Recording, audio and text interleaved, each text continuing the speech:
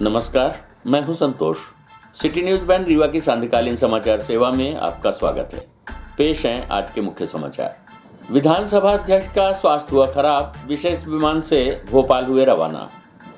विकास यात्रा के दौरान हुआ पथराव, आरोपी की तलाश में जुटी पुलिस।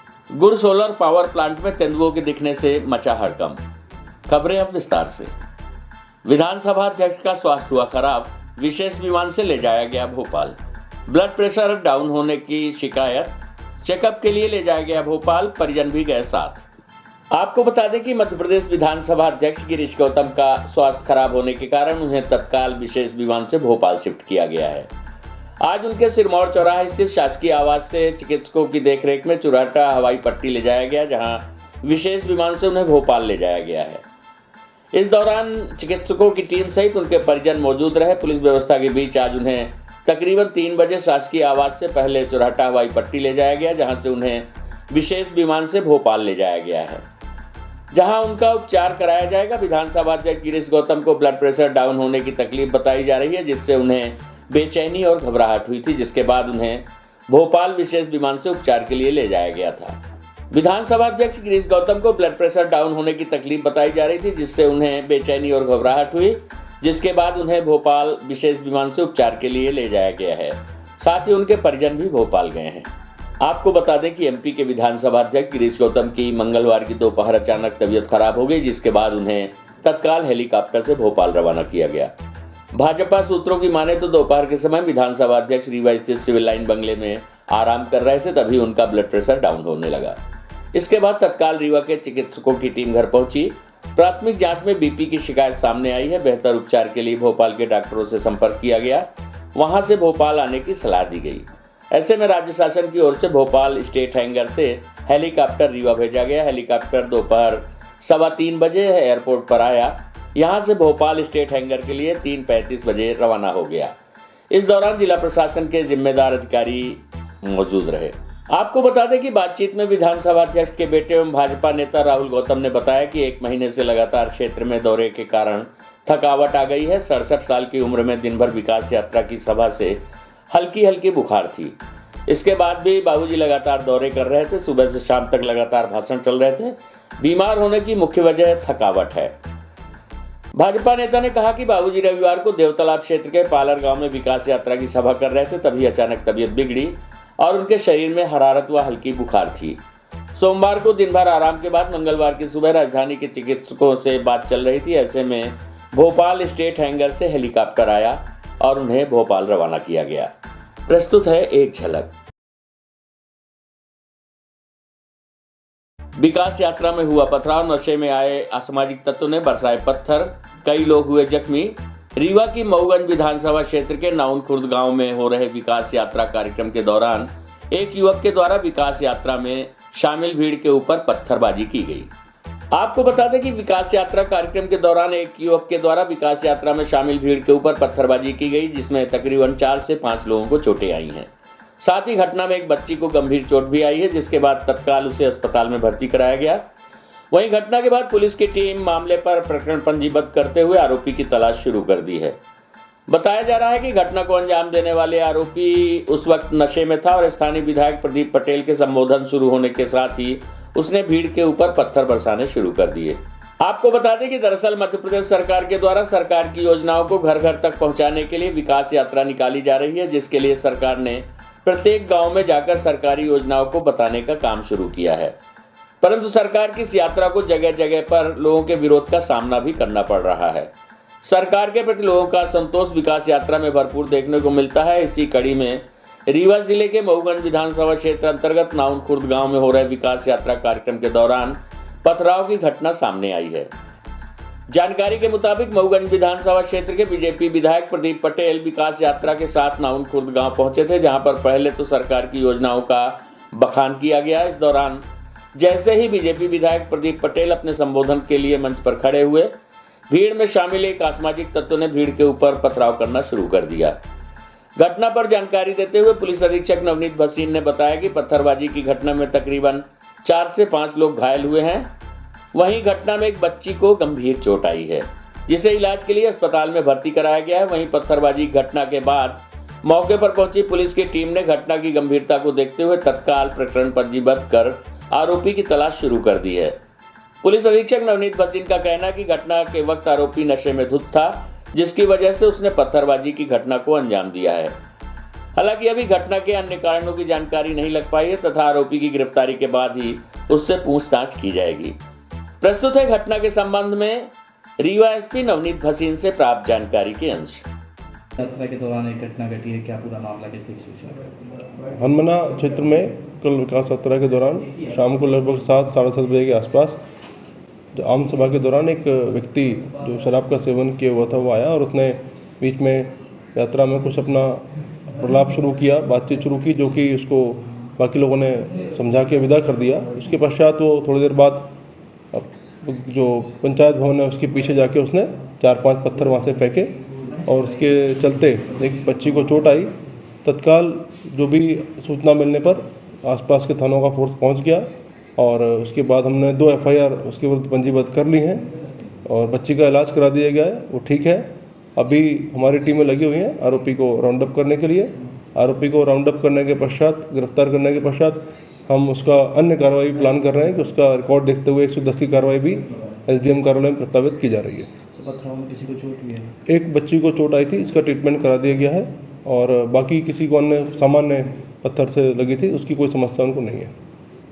रीवा के सोलर प्लांट में दिखा तेंदुआ, सिक्योरिटी गार्ड भागे, सर्चिंग में दिखे शावकों के साथ 3 तेंदुए, अफरा तफरी का हुआ माहौल। रात 10:20 पर दिखे तेंदुए, CCTV में कैद हुई तस्वीरें। आपको बता दें कि जिला मुख्यालय से 25 किलोमीटर दूर स्थित एशिया के सबसे बड़े बधवार सोलर प्लांट में बीती रात तकरीबन 10:20 पर तेंदुआ नजर आया, जिसके बाद सुरक्षा में तैनात कर्मचारियों के अंदर भगदड़ मच गई। वहीं इसकी सूचना तत्काल वन विभाग के अमले को दी गई। मौके पर वन अमला पहुंचा और जिस स्थान पर तेंदुआ CCTV में कैमरे में नजर आया, वहां से तकरीबन 200 मीटर दूर शावकों के साथ 3 तेंदुए नजर आए। वन विभाग का अमला फिलहाल सर्चिंग में लगा हुआ था। सूत्रों से मिली जानकारी के मुताबिक बीती रात लगभग 10:20 पर रीवा जिले के बधवार सोलर प्लांट में तैनात सुरक्षा कर्मियों को एक तेंदुआ नजर आया, जिसके बाद सुरक्षा कर्मियों के अंदर डर समा गया और वो इधर से उधर भागने लगे। इसी बीच इसकी पुष्टि CCTV कैमरे के माध्यम से भी हुई, जिसके बाद सोलर प्लांट प्रबंधन द्वारा वन विभाग की टीम को सोलर प्लांट में तेंदुआ देखे जाने की सूचना दी गई। वन मंडल रीवा एवं सर्किल गुड़ के समस्त स्टाफ द्वारा तथा महिंद्रा कंपनी के सिक्योरिटी प्रमुख एवं उनकी टीम के द्वारा रात में ही सर्चिंग कर सभी लोगों को सुरक्षा की दृष्टि से अलर्ट कर दिया गया। साथ ही वन क्षेत्र में तेंदुआ होने की पुष्टि वन विभाग की टीम द्वारा की गई। सर्चिंग के दौरान सब रेंज गुड़ के परिक्षेत्र सहायक महेंद्र शरण त्रिपाठी, राजमणि वंश शुक्ल, वन रक्षक आशुतोष कुमार पांडे, वन रक्षक अखिलेश कुमार पटेल एवं वन रक्षक वाहन चालक रितेश कुमार मिश्रा उपस्थित रहे। तेंदुओं की उपस्थिति के संबंध में वरिष्ठ अधिकारियों को अवगत कराकर आवश्यक मार्गदर्शन प्राप्त किया गया है। वहीं सोलर प्लांट में तेंदुआ देखे जाने की सूचना पाकर अंबुज नयन पांडे वन परिक्षेत्र अधिकारी रीवा भी रात को ही अपने दल बल के साथ पहुंचकर मोर्चा संभाल लिया है। इस दौरान वन अमले की टीम ने शावकों के साथ 3 तेंदुए उनको नजर आए। फिलहाल ऐसा माना जा रहा है कि ये तेंदुए सोलर प्लांट से बाहर निकल गए हैं, जिनकी तलाश की जा रही है। हम आपको बता दें कि बधवार सोलर प्लांट रीवा और सीधी जिले की सीमा पर स्थित मोहनिया घाटी पर बनाया गया है, जहां चारों ओर घना जंगल है। ऐसा माना जा रहा है कि सीधी जिले से ये तेंदुए भटक कर सोलर प्लांट की ओर आ गए होंगे। फिलहाल वन विभाग की टीम मौके पर मौजूद है, तेंदुए का रेस्क्यू किया जा रहा है। प्रस्तुत है वन विभाग अधिकारी से प्राप्त जानकारी के अंश। देखिए, जो गुड़ में सोलर प्लांट के पास में जो जानवर देखे जाने की घटना हुई है, वो वास्तविकता उसकी जानकारी विभाग द्वारा लगाई गई।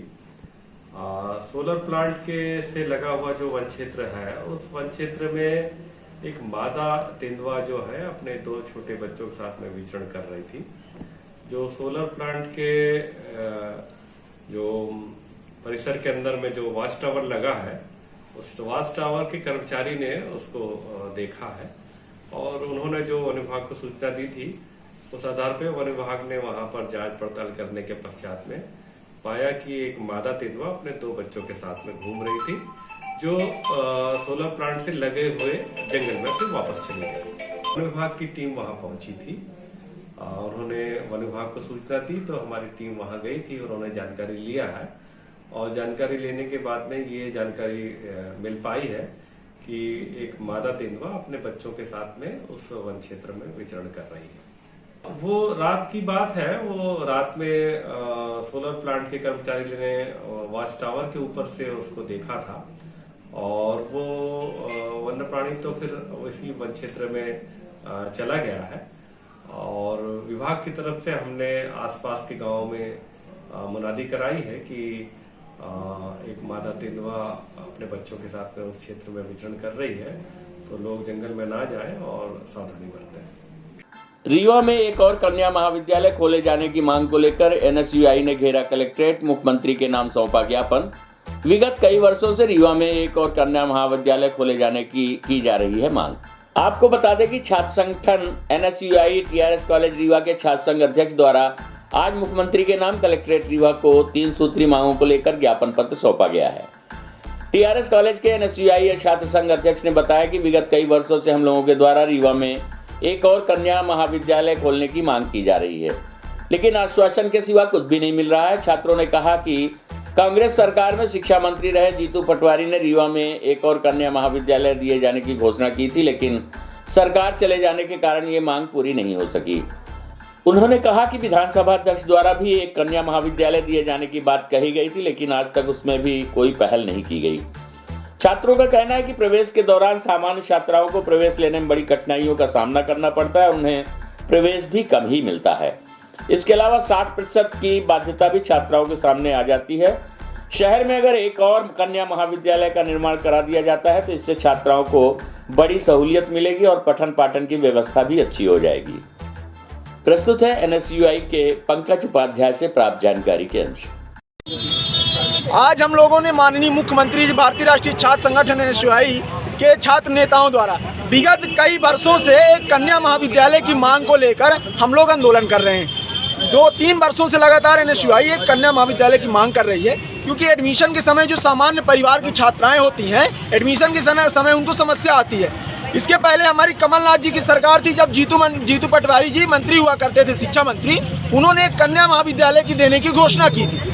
अब वर्तमान में हमारे विधानसभा अध्यक्ष जी ने विगत कई वर्षों पहले बोला था कि हम एक वो देंगे, कन्या महाविद्यालय नहीं विश्वविद्यालय देंगे।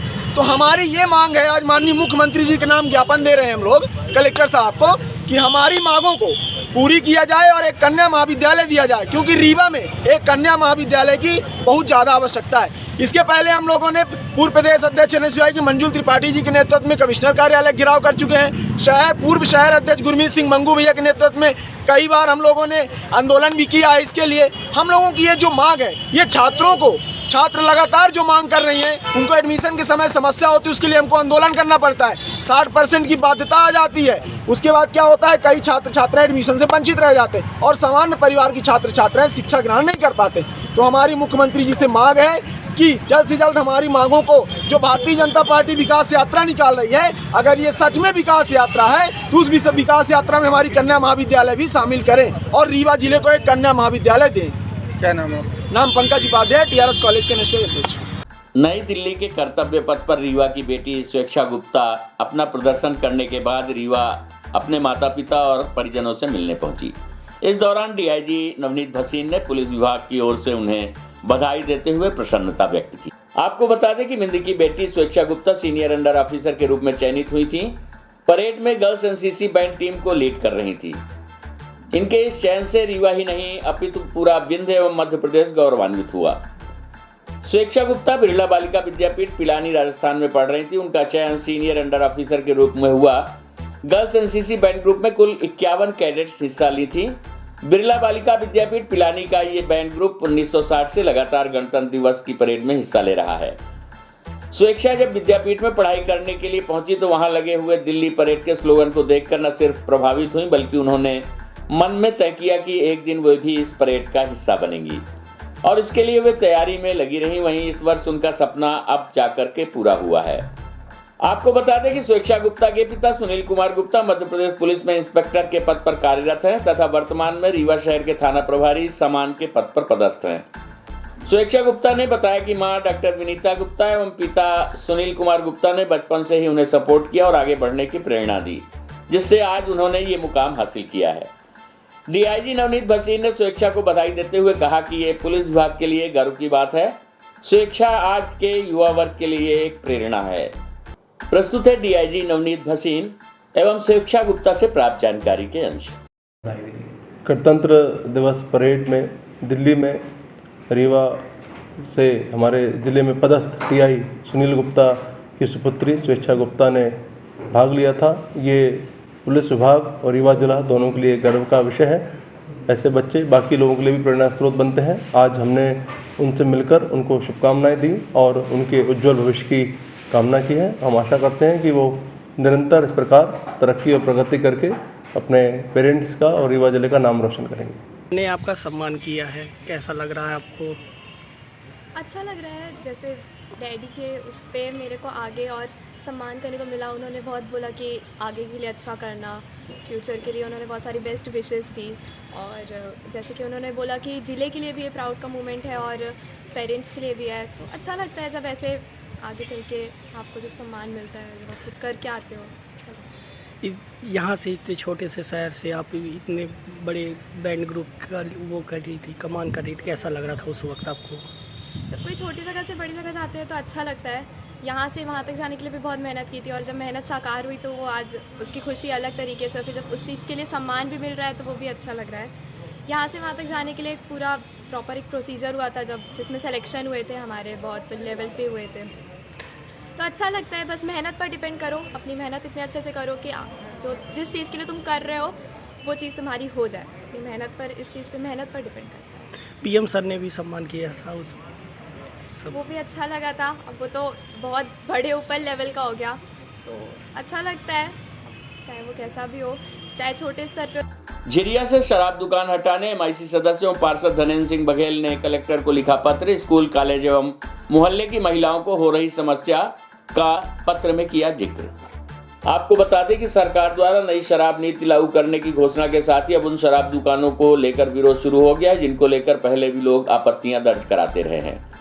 शहर के झिरिया में सड़क किनारे खोली गई शराब दुकान को लेकर स्थानीय लोगों के विरोध के बाद अब मेयर इन काउंसिल के वरिष्ठ सदस्य धनेन्द्र सिंह बघेल ने भी आपत्ति दर्ज कराई है।